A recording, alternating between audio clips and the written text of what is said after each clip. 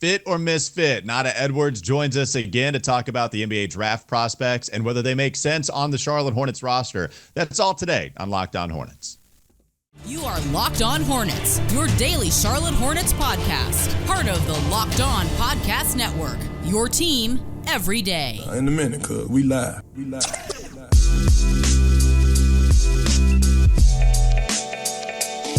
He's back. Look at Nata. He's back, baby, and we're all in the same clothes. It's Locked On Hornets. Thanks for making us your first listen. We're free and available anywhere you get your pods, and that includes YouTube. Did want to tell you that this episode is brought to you by LinkedIn. We appreciate LinkedIn as always. LinkedIn Jobs helps you find the qualified candidates you want to talk to and faster. Post your job for free at linkedin.com/LockedOnNBA. That's linkedin.com/LockedOnNBA to post your job for free. Terms and conditions apply. There's Doug Branson. Find him on his Substack, everyhornetsboxscore.com. We established yesterday. He's texting again, so there you can find his subtext information. Listen to me, Walker Mail, on Sports Radio 92.7 WFNZ every weekday from 12 to 3. And there's Nata Edwards again. Find him on Twitter, at Nata the Scribe, the producer of the Ion College Basketball Podcast. In the offseason, it makes a lot of sense to bring back our family member. He comes back to the reunion because he gets to help us figure out what college prospects make the most sense for the Charlotte Hornets, as he does cover both leagues. And so let's go fit or misfit. Who are the prospects that make sense for the Hornets roster? Doug, if you want to explain to the people what the rules are, and it seems like you have another thing to address before we get started. Well, I think the rules are pretty simple. If Nata thinks that they fit on this Charlotte Hornets roster as it's currently constructed, then he says fit. And if they don't, he says misfit. Now, my question to Nata would be, what do you qualify as a fit? What player, what is it? Is it like character? Is it play style? I mean, what are you factoring in here when you're factoring fit or misfit? I'm factoring in roster. I am factoring in play style. I'm factoring in height. I am factoring like wingspan, combine measurables, like all of it matters. Like driving record, maybe? No. That was last episode. Maybe just a little bit. Yeah, maybe. Yeah. But that was that last episode. But like a lot of this is going to end up being one of those, like, you know me, Doug. Everything has to make sense. It's got to make sense in some sort of form or fashion. Okay, but so let me stop you. When you say fit, do you mean that they have a place in the rotation? Like, when you're talking about a 6 pick in a weak draft, like, what are your expectations for that player in terms of playing time? Not so simple, is it? No, it is. It actually very much is, because let's take a guy like Stephon Castle. Okay. Stephon Castle is someone that is plug and play. You basically know he's got a rotation spot on this roster in the top 8.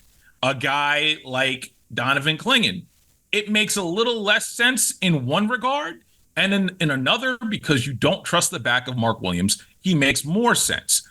Now, contrast that with a guy like Rob Dillingham. He doesn't make sense on this roster.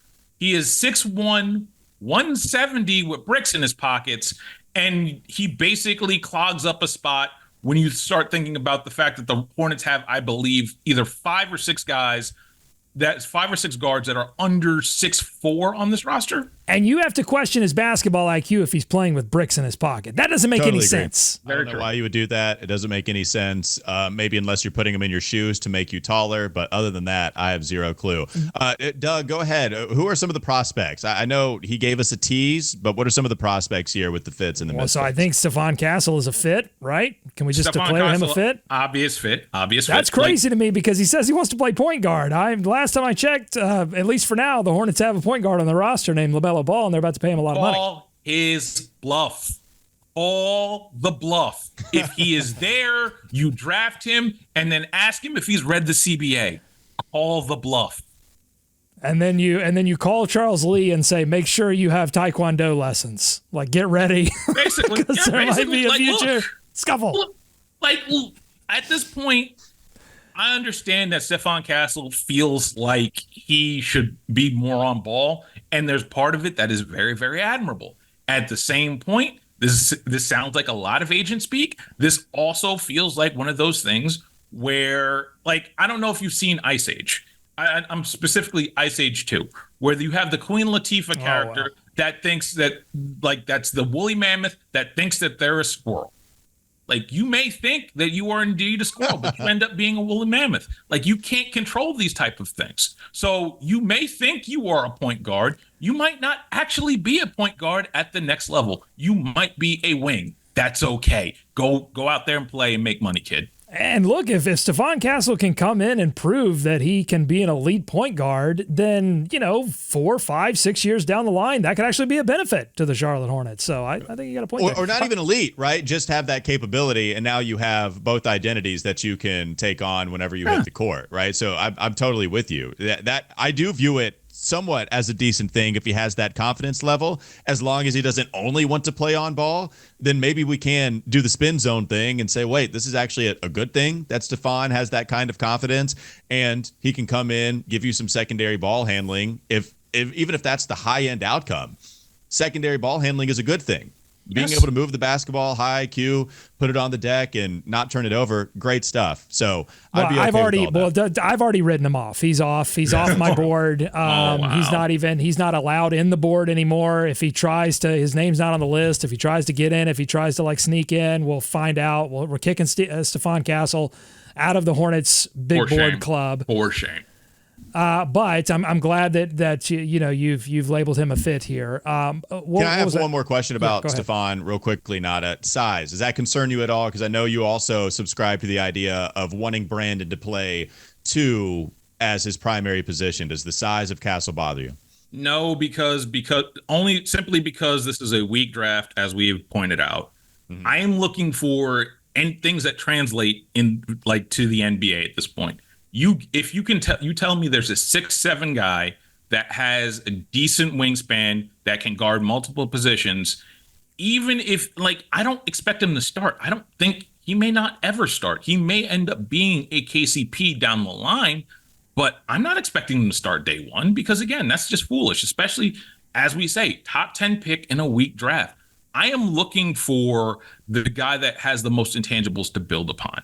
At this point, it's probably Stephon Castle because he is a jump shot away from being something that ends up being a good problem rather than a bad problem. I wouldn't blame the Hornets for drafting Castle just to have a point guard in Summer League. Right? Also for true. Once.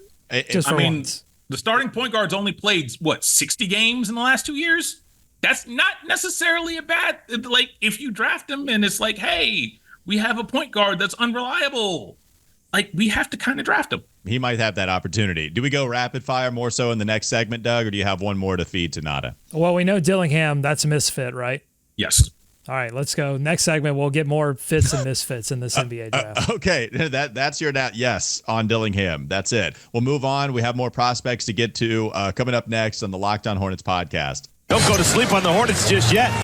Still have Ron Holland, still have Reed Sheppard, which is dicey, kind of a wild card, but we'll get to more of those prospects coming up next on Locked On Hornets.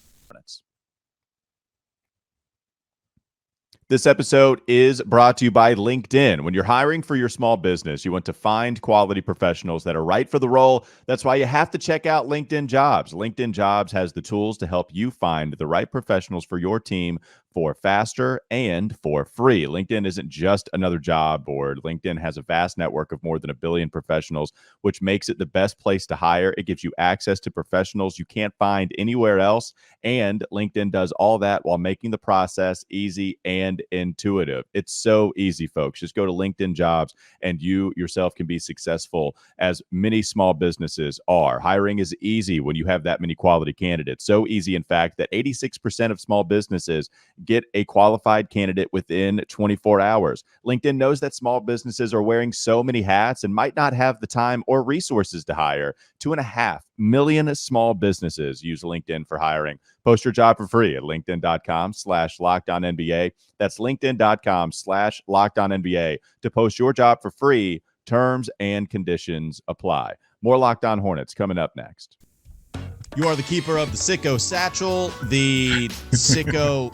What was the other thing we did? The Sicko Sound Off? Sicko Sound Off. You got it. Okay. Mine like a steel trap. Yeah. Brilliant, folks. You are also the keeper of the Fits or Misfits game. So tell Nata what prospect is next on the list. let's go with a guy that might be undersized but can jump out of the gym. Reed Sheppard from Kentucky, fit or misfit? Misfit, but I have qualifications. Like my whole thing is with Reed Sheppard. Yes, he is one of the more skilled people in the draft. Yes, he can shoot. Do you Hornets need another?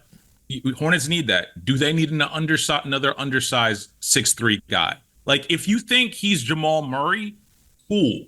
I am not going to that's one of those comps where if he fits like a Jamal Murray fits, it makes sense. But at the same point, you're also talking about LaMelo Ball's there, Brandon Miller's there. If you're drafting Reed Sheppard, you're moving Brandon Miller to the 3, and you're creating the same problem that you had with Terry Rozier here. And I like Terry, and we're also talking about white Terry Rozier with less of a wingspan than what Terry Rozier had. This creates a little bit more problems to it. Now, granted, this is also a guy that can be very special and was very special despite the Oakland game in the tournament. Yeah, that was bad. He's closer to a misfit than a fit for me, but I can hear the arguments to the contrary. Doug, did you agree with that? I saw you make the last 2 episodes. You've been making lots of faces. Yes. Like I can't even give my take because I want to hear what you have to say so badly. What do you think about Reed? I think he is a misfit because of the size. But man, when I watch him block corner threes, and he's getting so far off the ground, I'm like, oh man, I think he fits like a pair of Jinko jeans. Like they're on there, they're not a tight fit. Remember those? You remember those growing up? Kids with a Jinko jean. I was not one of those kids. Shout out to the Insane Cloud Posse. That's right. That's how he fits. It's on there, but it's a little bit of a misfit.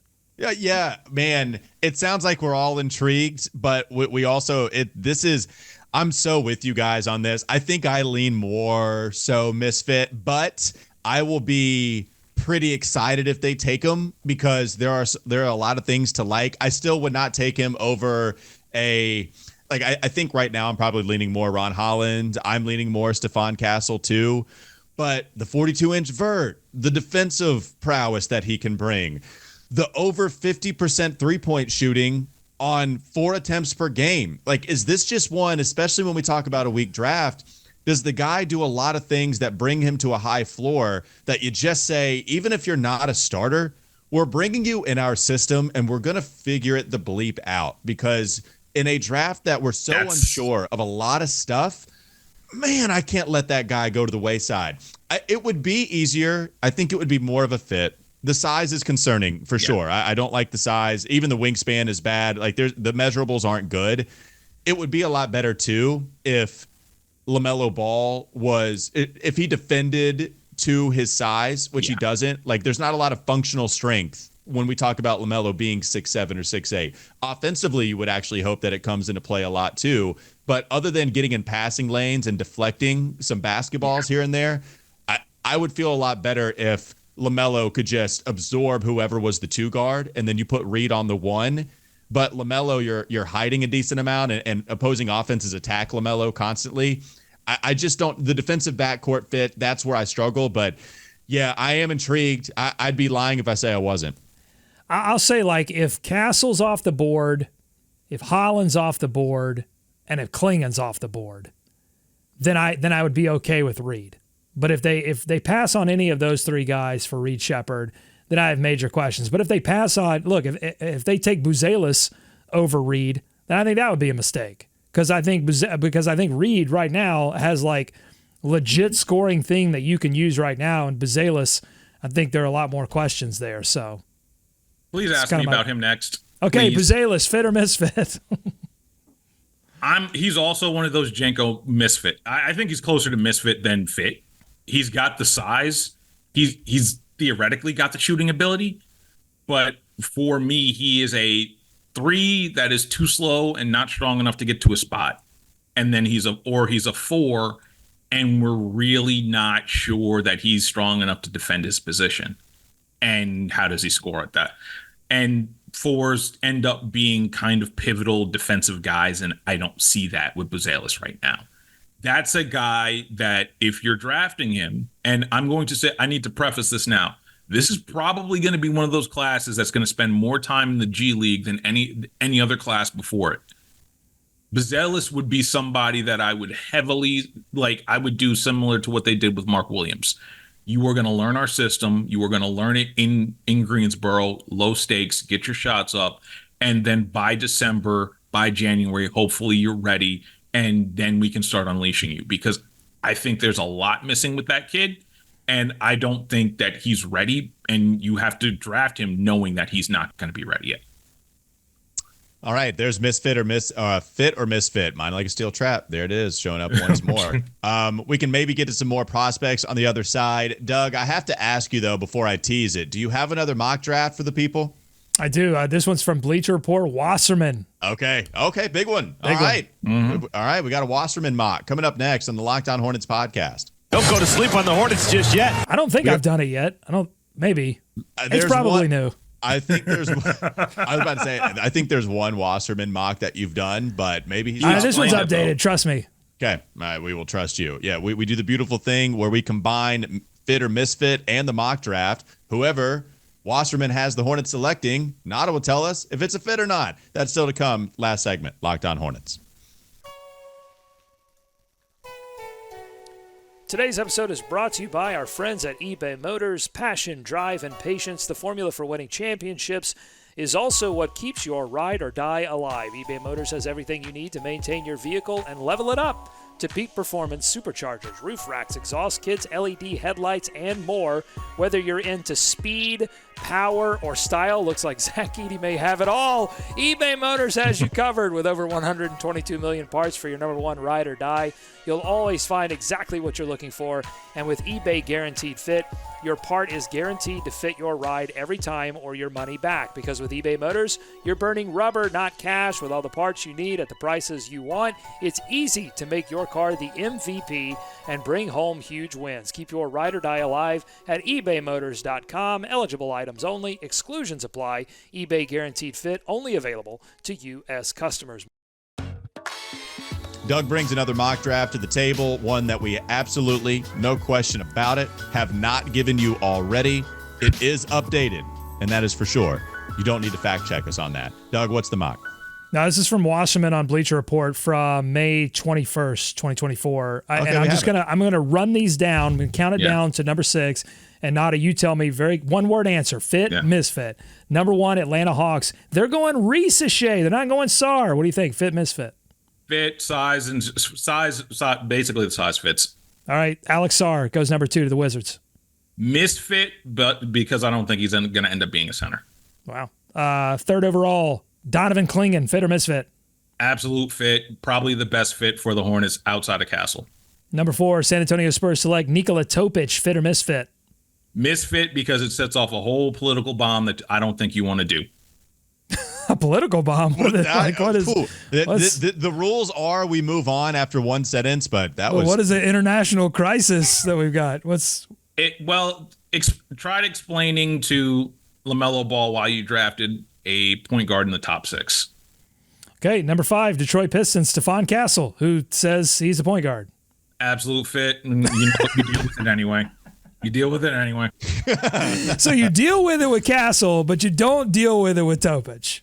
Well, Castle, you can at least convince, hey, he's going to play off ball. Mm-hmm. He doesn't know. You're a woolly mammoth. You are a woolly mammoth. Exactly. You are a woolly mammoth. You are not a squirrel. That's what we do.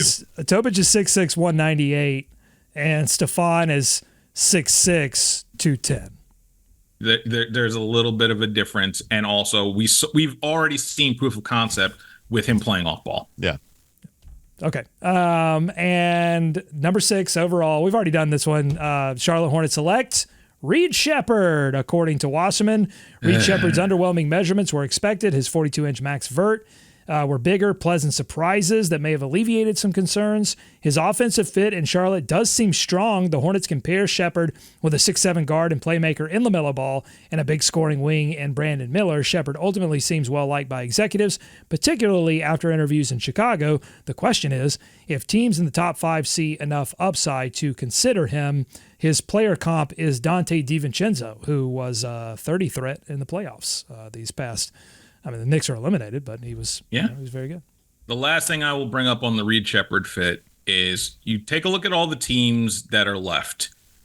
Outside of maybe Boston, how many of them employ multiple guys under 6'3"?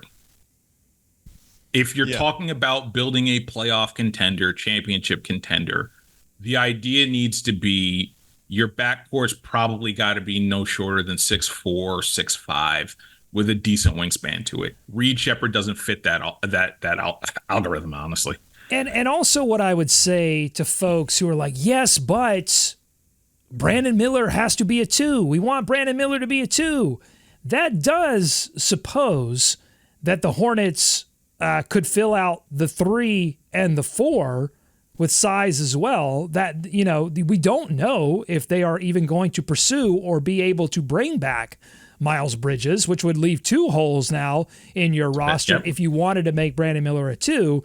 So that just might not be in the cards for the next couple of seasons, which you could then invest in a Reed Sheppard or an undersized guard to just explore that possibility to kick the tires on that kind of player while you figure out how you're going to size up at all of these positions because the players aren't there right now. Really quickly, Nata, number 7 in this mock draft, Portland Trailblazers select Dalton Connect. We haven't talked about that. Connect, fit or misfit? Natural fit. Shooter, 6'7". Yeah, he fits automatically.